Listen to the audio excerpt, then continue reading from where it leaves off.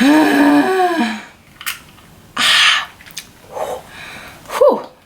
That is potent. What's up, buttercups? It's me, Amy Young, and I'm here to change the way you think about dating and relationships. Guys are the worst, aren't they? Like, you just can't trust them. Like, they're just liars and they're cheaters and they want one thing, and when they get it, they skedaddle out of there, and then you're left brokenhearted and alone because men are just like evil, dirty schemers and plotters, and all they care about is like beers and boobs and video games. It's like so unfair that we have to deal with them. I hate it. Now, does any of this shit sound like stuff that would actually come out of my mouth in any sincere way and not be dripping with sarcasm? Does this sound like anything I would say? The answer is no. But I receive a lot of emails and messages, and I have a lot of conversations with ladies who are telling me that based on their life experience up until this point, they have had no choice but to come to the conclusion that men cannot be trusted. Men are awful, men are terrible, men are bad news bears, really, really bad, and like we all need to be on the lookout because they're like out to get us. And you know, me being me and having the breadth of life experience that I've had in the bullshit guy department, I get it, sister. Sometimes guys, yeah, sometimes they suck. Sometimes they're terrible. I've made like millions of videos about that. But I'm not here to talk about them today. I'm here to talk about us. Because when you say that you can't trust men, that's not what you're actually saying to me. What you're actually saying is, I can't trust myself with men. How's that feel? How's them apples? You like that? Probably not. But it's the truth serum. Serving it up every week. You cannot be trusted in the same way that for a long time I could not be trusted because, well, sometimes we make really bad decisions and we ignore obvious problems and we let our boundaries just dissolve to the ground because we like him so much. We just want him to be who we want him to be so badly that we aren't willing to pause and vet him and notice what's actually going on. That happens all the time a lot. And when that happens enough, guess what? We have to stop trusting ourselves because obviously we don't know what the fuck we're doing. You are not trustworthy with guys in the relationship department. You cannot be trusted. You, little beautiful. I don't tell you these things to be a dick bitch. I tell you these things because I want you to stop pointing your finger at the other people, and I want you to notice, oh shit, there's 3 fingers pointing straight back at me. So maybe this is my motherfucking problem and maybe I need to do some work on it. Awesome. Because guys will be guys and they will do their guy thing and they will be their man selves and we don't have any control over them. We don't know if they're trustworthy or not. We're gonna have to wait and see, but right now we do know that we can't trust ourselves because we have made questionable decisions, and it's easier to blame somebody else than have to admit that we were part of the problem. It's always the case, but we are part of the problem, and I think that's a great thing because then we can actually do something about it. So now this is a conversation about us learning to trust ourselves again. How can we trust ourselves when we have screwed up so royally in the past? How can we start rebuilding that trust? Oh my God, I have 3 great tips and pointers for you. Number 1, we need to get really good at calling ourselves out on our own BS. Meaning if we are consistently attracted to the wrong type of guys for us, or we have screwy ideas about what love is, or we have family issues that we need to work out with a therapist or a trusted professional, or we just need, I don't know, to like stop doing what we do in the love department that fucks us over and over again, then that's on us. We need to catch on to our own bullshit. Like, nope, this never works, tattooed, potentially drug addicted, sexy musician with mommy issues. This never works with you. I'm onto you, and I'm gonna go the other way. I'm gonna look this other way because I can't resist you, but I'm trying.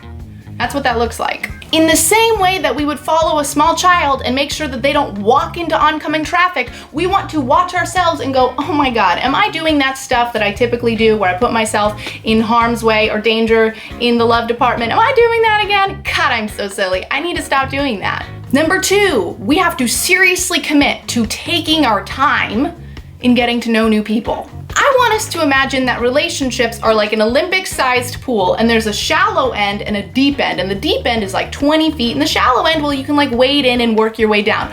Most of us that have trust issues, we have developed a habit of cannonballing into the deep end of the relationship pool with somebody right away. Because we get excited, because we feel really connected to someone, because we just want to be with somebody, we just cannonball in, we make a splash, and we're like, now we're in the water together, now we're in a relationship, this is awesome. And I am like, slow down, slow your roll, take your time. It can't hurt. I implore you to wade into the relationship waters. Start out in the shallow end. Spend a little bit of time with this person. Get to know them on a friend level before you decide that you're in love with them. Don't fall for someone before you even know them. Introduce them to your friends, get your friends' input. Really look at who this person is. See them in a variety of different situations. We want to really take our time and not decide that we know someone and that we really like them and that maybe we even love them before we actually do. Don't cannonball. Wade in. Finally, numéro 3. Number 3, that's French. Start taking really, really good care of yourself. What do you need to do for you to be your happiest, your healthiest, your most centered? What can you commit to now as a single person so that you feel like, wow, I am a really excellent partner to me. I make sure that I get enough hours of sleep every night. I make sure that I take good care of my body. I make sure that I drink enough water. I make sure that I have time for laughter and friends and things that bring me joy. I take such good care of me. I can trust myself with me because I have my best interest at heart. Taking care of yourself, making yourself priority number 1, your well-being, it's like the number 1 thing you can do to build trust, support, and confidence in yourself. Because you're showing yourself that you're in really good hands because you have your back. And that feels great to recognize. And that raises the standard for all other aspects of your life. So it's just like win, win, McWin, win, McWin. Delicious. Make it priority number 1 for like a week and watch what happens. See what the results are. Work on the relationship you have with yourself first if you want to improve your relationships with others. That's like my thesis. That's like my number 1. That's like if I could underline it and put it in bold and highlight it and blow it up to like size 80 million font, I would. Take really good care of yourself if you want other people to know how to take care of you. So what did we learn today? When we think we cannot trust others, we need to first and foremost question, can I trust myself? And if the answer is no, we need to make that a priority.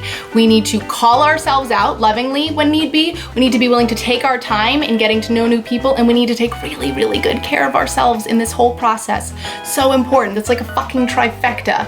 You guys, really, really good stuff. Now go do it. Do it! You know, there's always so many more things I want to say that I just can't fit into these videos, and that's why I send out a regular email series to the awesome crew of people who are part of the bigger conversation that's happening over on amyyoungcoaching.com. So if you want in on that, just head to the link in the description box. You can enter your email over there and I'll visit your inbox. I would love to connect with you that way. Speaking of making connections, something tells me that you have a gal pal who really wants in on this party. So go ahead and share this video with her. Help her get in on the romance revolution because we are changing the way you think about dating and relationships over here. One video at a fucking time. Thank you so much for watching. If you liked this video, please subscribe to my channel. I would really love to see you on a regular basis, and I really mean it when I say thank you for watching. And until next time, kisses. I'll see ya.